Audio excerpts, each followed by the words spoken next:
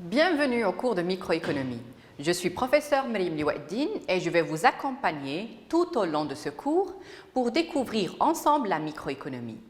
Ce cours est destiné pour toute personne intéressée par les questions économiques et plus spécifiquement la microéconomie.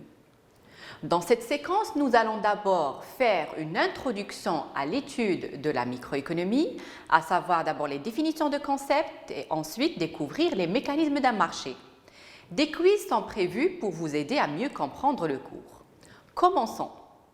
Qu'est-ce que c'est que la microéconomie? Et quelle est la différence entre microéconomie et macroéconomie? Pour mieux vous approcher du monde de la microéconomie, commençons par cette introduction.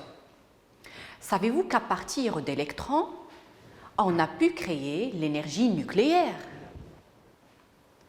Savez-vous qu'à partir de molécules, on a pu également créer, développer des médicaments et guérir et sauver des vies humaines?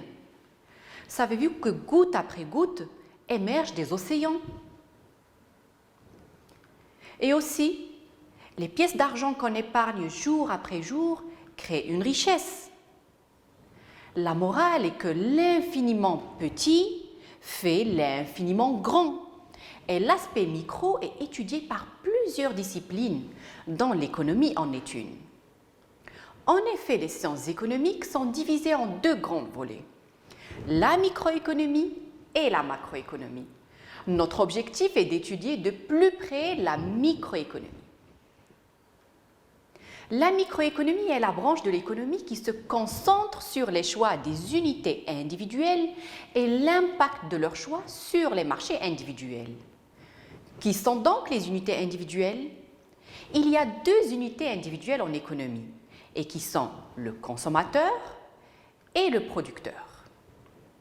Les consommateurs comme vous et moi achètent des biens concrets, des voitures, des maisons, la nourriture, une recharge d'Internet et bénéficient des services comme par exemple des consultations chez le médecin, payer le service de transport en avion ou en train.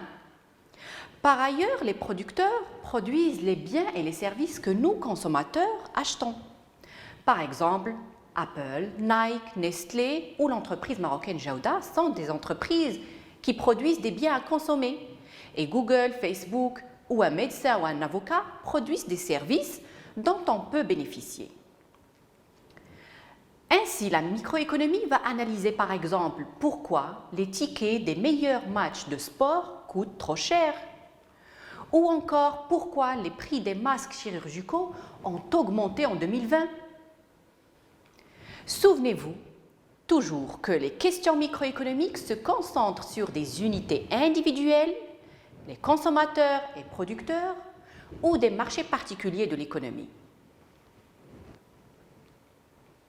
Maintenant, nous allons découvrir ensemble la différence entre microéconomie et macroéconomie. Qu'est-ce que c'est donc la macroéconomie? La macroéconomie est la branche de l'économie qui se concentre sur l'impact des choix des unités individuelles sur le niveau total de l'activité économique.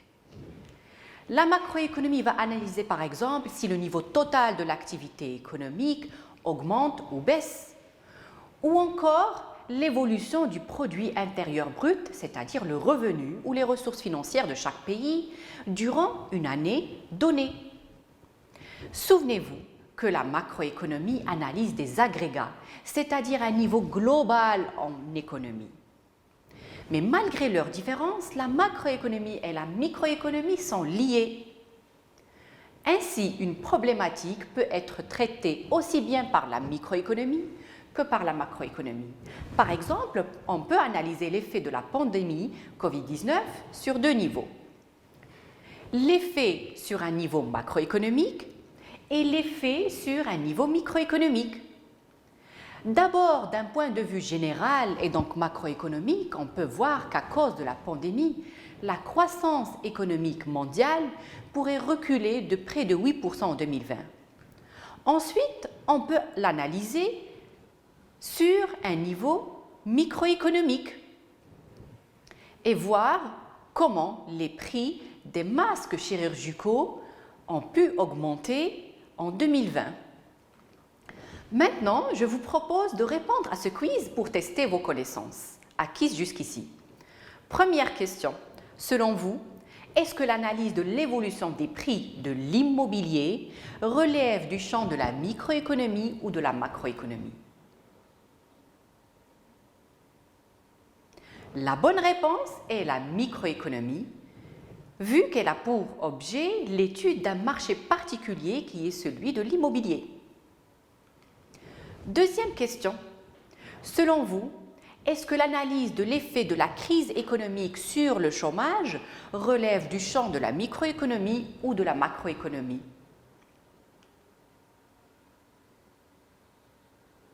La bonne réponse est la macroéconomie, vu qu'elle a pour objet l'étude du chômage d'un ensemble de populations.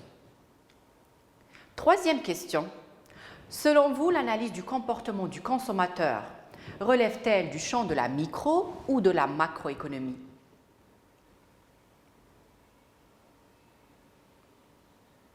La bonne réponse est la microéconomie, vu qu'elle concerne l'unité individuelle en économie, à savoir le consommateur. Quatrième et dernière question. Selon vous, l'analyse du comportement du producteur relève-t-il du champ de la microéconomie ou de la macroéconomie?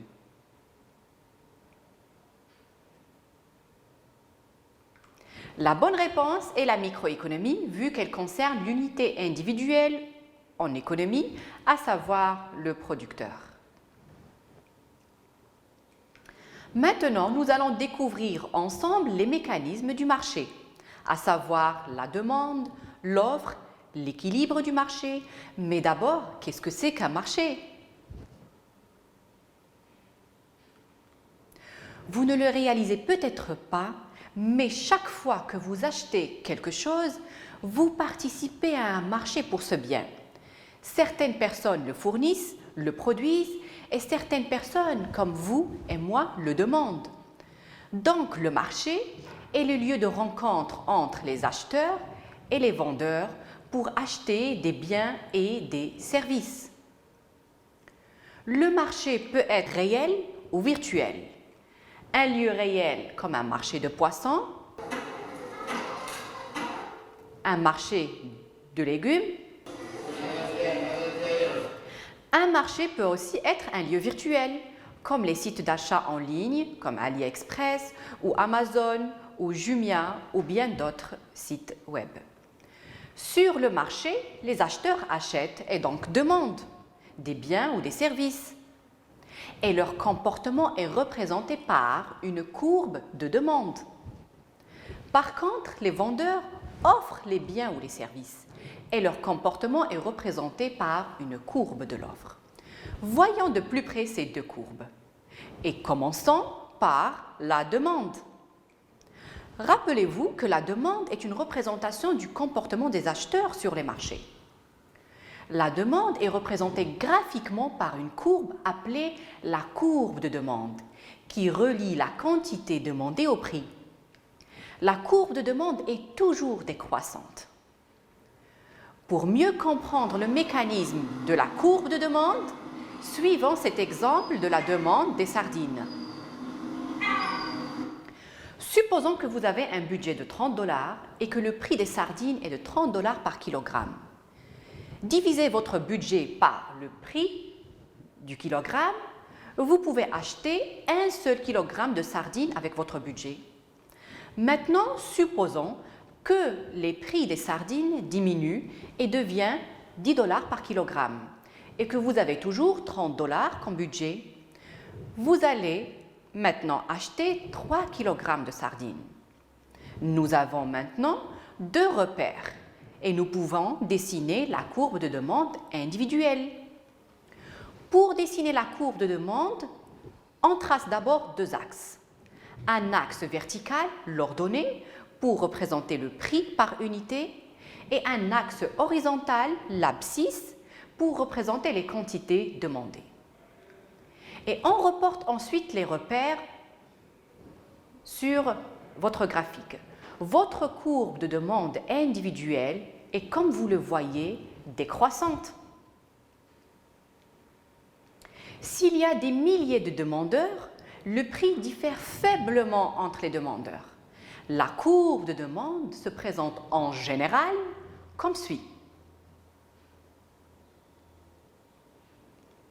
La courbe de demande est décroissante parce que quand le prix augmente, la quantité baisse. Et inversement, quand le prix baisse, la quantité augmente. C'est ce qu'on appelle en économie la loi de la demande. En effet, quand les prix sont bas, les gens achètent beaucoup plus. C'est ce qui se passe lors des Black Friday, où certains produits deviennent très demandés. Un bien ou un service peut devenir plus demandé ou encore moins populaire sur un marché, ce qui entraîne un déplacement de la courbe de demande. Quels sont donc les facteurs qui entraînent un mouvement de la courbe de demande? Il existe plusieurs facteurs directs et indirects qui influencent la quantité demandée des biens et services. Les économistes accordent une attention particulière au facteur direct qui est celui du prix du bien ou du service. Un prix plus élevé tend à réduire la quantité demandée par les consommateurs et un prix plus bas tend à l'augmenter. Souvenez-vous de la courbe de demande des sardines. Au fur et à mesure que le prix diminue, la quantité demandée augmente. Comme vous pouvez le constater, un changement de prix, toutes les autres variables constantes, se traduit par un mouvement le long de la courbe de la demande. Si le prix diminue, la quantité demandée augmente, et si le prix augmente, la quantité demandée diminue. C'est la loi de la demande. D'autres facteurs indirects influencent également les quantités demandées et entraînent deux types de déplacements, soit un déplacement parallèle de la courbe à droite, soit un déplacement parallèle de la courbe à gauche.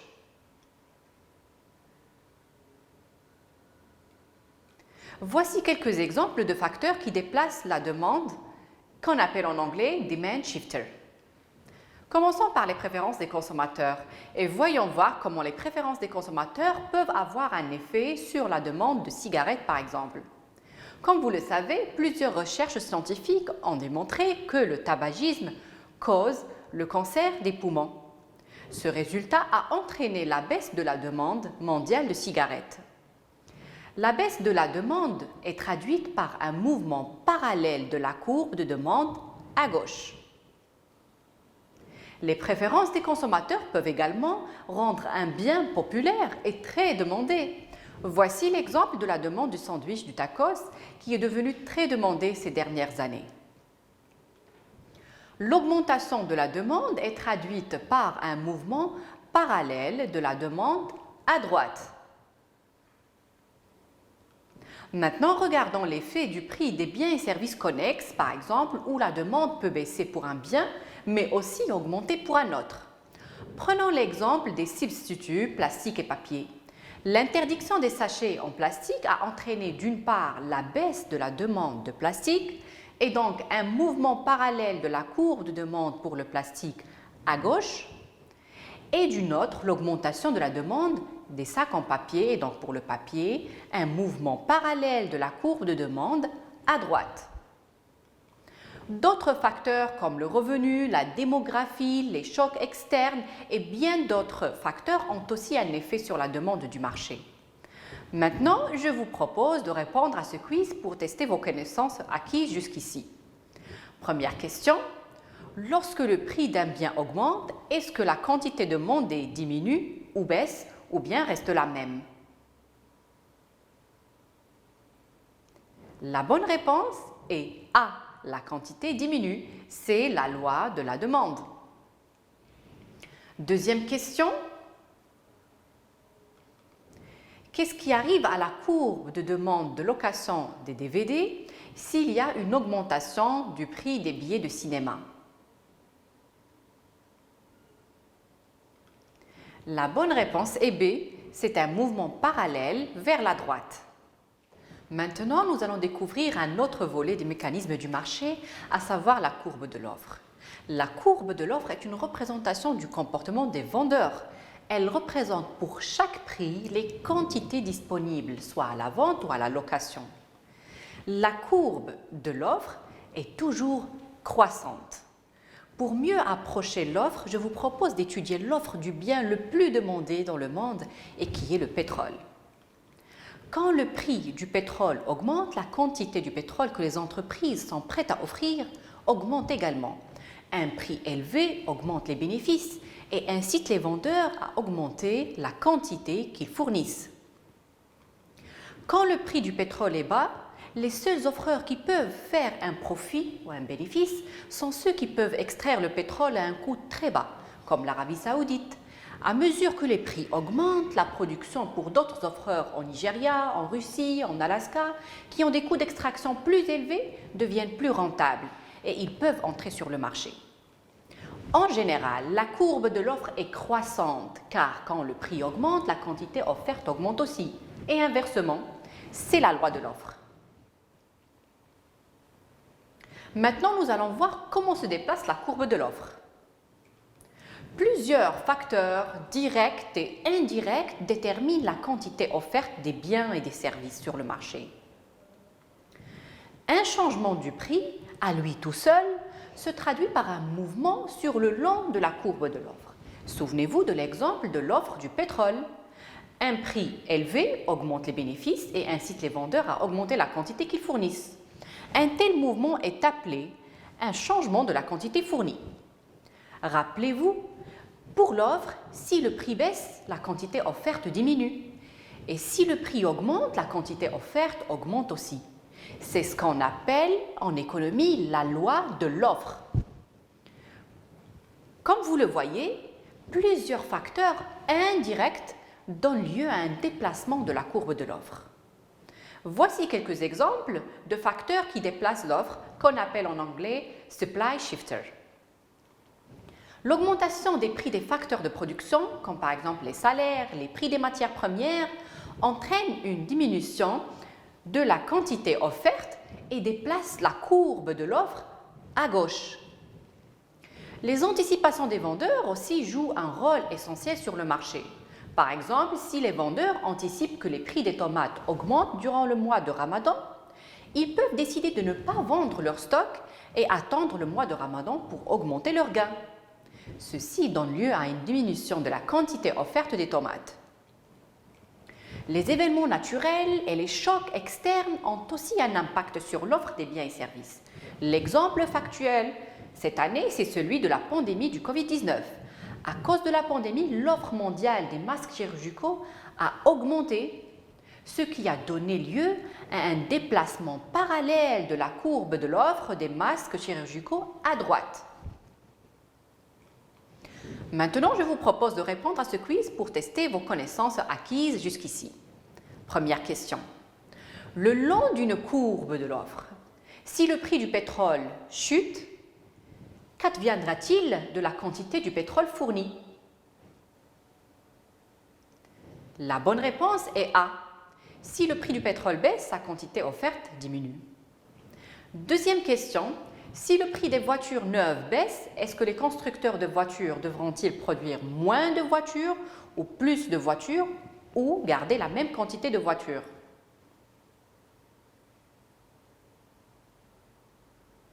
La bonne réponse est A, moins de voitures. On a vu la courbe de demande et on a vu aussi la courbe de l'offre. Maintenant, réunissons-les. L'intersection entre la courbe de demande et de l'offre donne lieu à un équilibre qu'on appelle l'équilibre d'un marché compétitif. L'équilibre d'un marché concurrentiel est représenté graphiquement comme suit. Le point de l'intersection est un point d'équilibre où le prix d'équilibre est le prix pour lequel l'offre égale la demande. À ce prix, on a deux situations d'équilibre. Chaque consommateur est disposé à payer au moins le prix d'équilibre pour acheter un bien et chaque vendeur peut vendre son bien au prix du marché. Pour mieux comprendre la signification du prix d'équilibre, voici un exemple où le prix moyen des bûches au chocolat à l'occasion du Nouvel An est de 15 $. Ce prix d'équilibre signifie que pour chaque consommateur qui a au moins 15 $, il peut trouver une bûche à acheter. Et chaque pâtissier peut également vendre sa bûche pour au moins 15 $.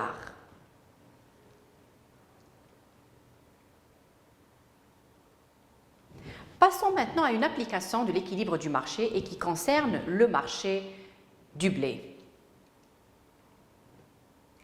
D'après les études statistiques, la courbe de l'offre de blé en 1981 était approximativement la suivante.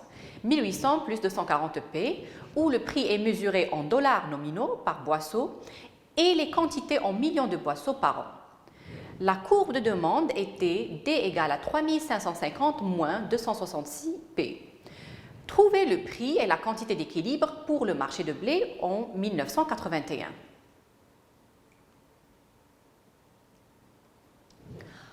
En mettant l'offre qui est égale à la demande, nous pouvons déterminer le prix d'équilibre du marché du blé pour 1981. D'abord, on pose l'égalité entre les deux équations. Ensuite, on rassemble les prix avec les prix et on simplifie pour obtenir le prix d'équilibre qui est de 3,46 $ par boisseau. Maintenant, pour trouver la quantité d'équilibre, il faut juste remplacer ce prix de 3,46 $ dans l'équation de la courbe de l'offre ou dans l'équation de la courbe de la demande. Et donc, on obtient la quantité d'équilibre qui est 2630 millions de boisseaux. Maintenant, nous pouvons nous poser une question. Que se passera-t-il à un prix différent du prix d'équilibre? Deux situations peuvent se présenter. Soit on aura un prix plus élevé que le prix d'équilibre, qui donne lieu à un excédent de l'offre, qu'on appelle un surplus de marché, et les vendeurs sont insatisfaits, vu qu'il y aura plusieurs concurrents qui vont entrer sur le marché. Soit encore un prix inférieur au prix d'équilibre, qui donne lieu à une pénurie sur le marché, et c'est les acheteurs qui sont mécontents, vu qu'ils ne peuvent pas trouver le bien désiré sur le marché. Maintenant, nous allons découvrir ensemble le changement de l'équilibre du marché, c'est-à-dire un déplacement simultané en même temps de l'offre et de la demande. Pour ceci, je vous propose d'analyser le marché des CD Walkman. En 2002, le marché des CD Walkman était florissant. Les CD Walkman étaient très demandés. Cependant, en 2003, l'offre des CD Walkman a continué à augmenter. Mais l'avènement de la technologie des MP3 a donné lieu à ce que la demande des CD Walkman diminue. Cette situation a déplacé le marché vers un nouvel équilibre. La baisse du prix d'équilibre et la baisse aussi de la quantité d'équilibre. Les marchés concurrentiels ne sont pas toujours caractérisés par la libre confrontation de l'offre et de la demande. Outre l'imposition des taxes et l'octroi de subventions, les gouvernements régulent souvent les marchés, même les marchés concurrentiels de diverses manières. Par exemple, avec le système de compensation, certains biens sont subventionnés, comme par exemple le gaz de butane, le sucre, la farine, et ces biens sont donc sont vendus à un prix inférieur au prix d'équilibre sur le marché concurrentiel. Par exemple, le salaire minimal imposable peut donner lieu à un nouvel équilibre sur le marché du travail. Et ainsi, le SMIC fixé par le Maroc, par exemple, peut être un prix supérieur au prix d'équilibre sur le marché du travail. Il faut savoir que certaines personnes gagnent et d'autres perdent du contrôle des prix. Les producteurs perdent, ils reçoivent des prix plus bas et certains quittent l'industrie. Mais certains consommateurs, mais pas tous, ils gagnent, alors que ceux qui peuvent acheter le bien à un prix inférieur sont mieux lotis, ceux qui ont été rationnés et ne peuvent pas du tout acheter le bien sont moins lotis. J'espère que vous avez bien assimilé les concepts de microéconomie, du marché ainsi que les différents mécanismes du marché. N'hésitez pas à m'envoyer vos questions par email.